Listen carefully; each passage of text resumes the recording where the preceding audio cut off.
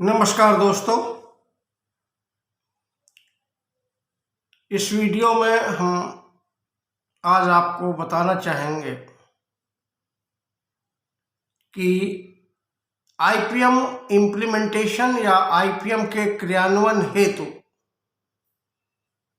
IPM और natural farming के inputs की उपलब्धता आईपीएम के इम्प्लीमेंटेशन के लिए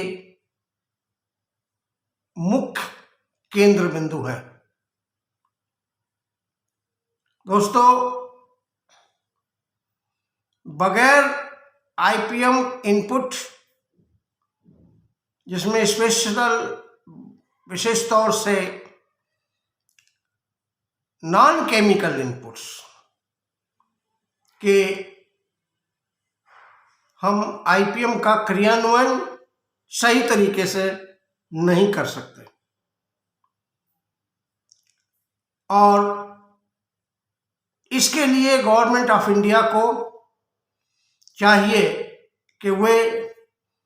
रासायनिक इनपुट्स की तरह, जिस तरीके से प्लांट प्रोटेक्शन में वो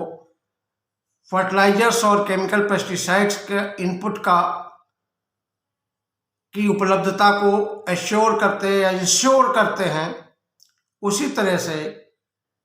हमें आईपीएम के इनपुट की उपलब्धता को इंश्योर करने के लिए सरकार को चाहिए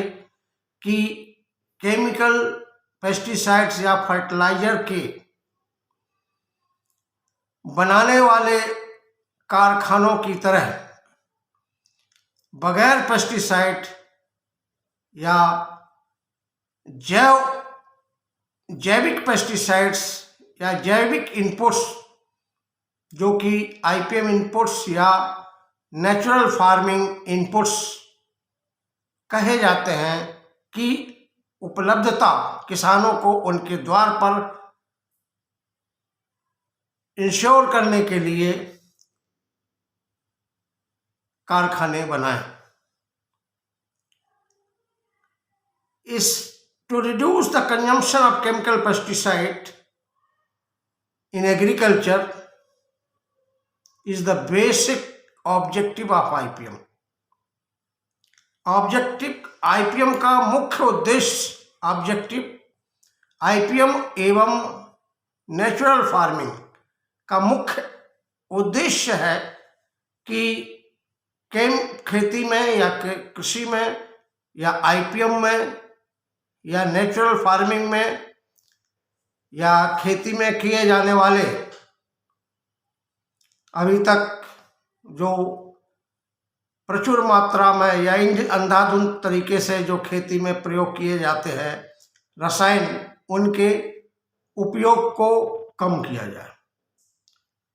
और क्योंकि हमने जब से नौकरी इस directorate of plant protection quarantine storage में ज्वाइन की, उनमें मैंने biological control, pest surveillance and monitoring तथा इम्प्लीमेंटेशन ऑफ, और you can say strengthening and modernization of pest management approach in India नाम की सभी स्कीम्स में मैंने काम किया। और इन सभी स्कीम्स का उद्देश्य यही था कि खेती में या प्लांट प्रोटेक्शन में जो रासायनिक पेस्टिसाइड्स का अंधाधुंध तरीके से या इंडिस्क्रिमिनेट तरीके से जो प्रयोग किया जा रहा है, और उसका उपयोग को कम किया जाए। अनुभव के आधार पर हम कह सकते हैं कि ऐसा हुआ भी। जब बायोलॉजिकल कंट्रोल करते थे उस समय पायरिल्ला नाम के कीट के लिए, उनके नियंत्रण के लिए उनके कई बार एपिडेमिक्स हुई, और उनका नियंत्रण परजीवी एपिलिकानिया मेलानोल्यूका से किया गया। और देश के विभिन्न गन्ने उत्पादक राज्यों में होने वाले हवाई छिड़काव को बचाया गया, जिससे में या इस हवाई छिड़काव में होने वाले प्रयोग किए जाने वाले केमिकल रसायनों के उपयोग को बंद करा दिया गया। इसके साथ साथ पेस्ट मॉनिटरिंग और सर्वेलेंस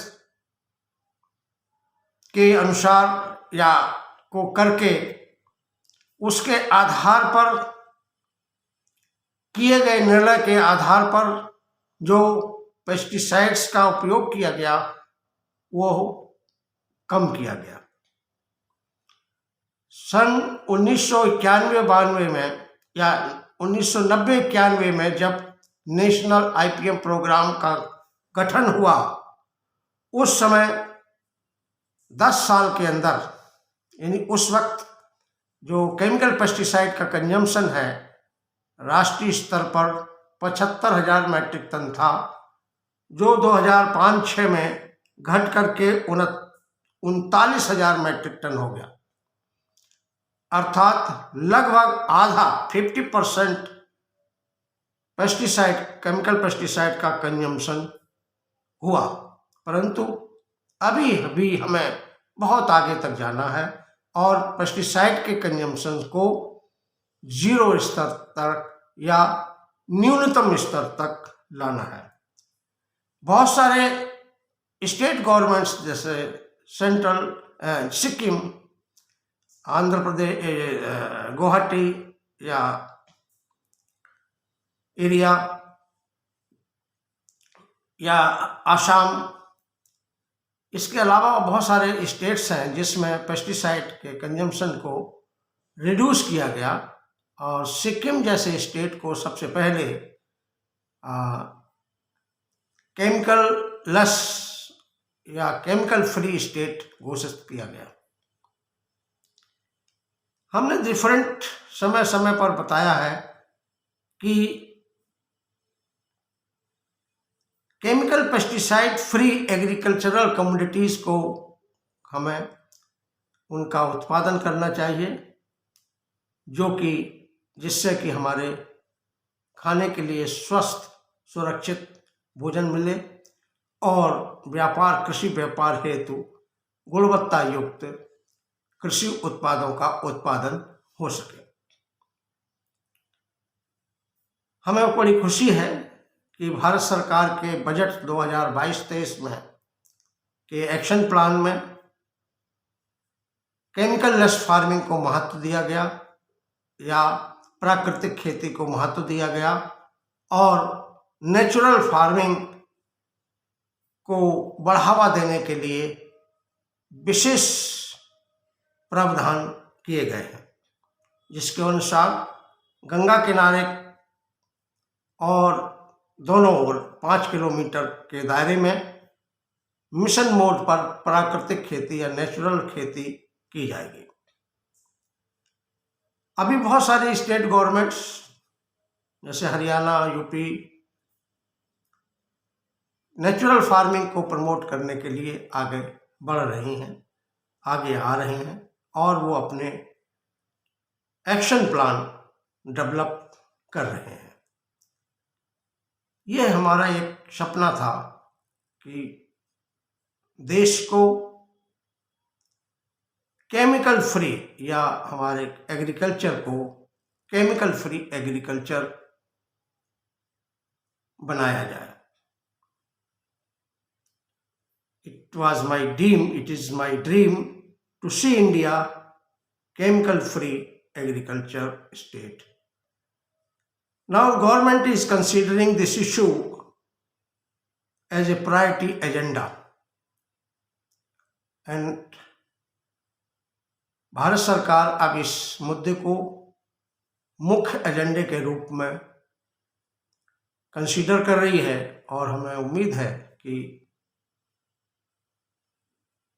नेचुरल फार्मिंग को बढ़ावा देने से हमारा देश का जो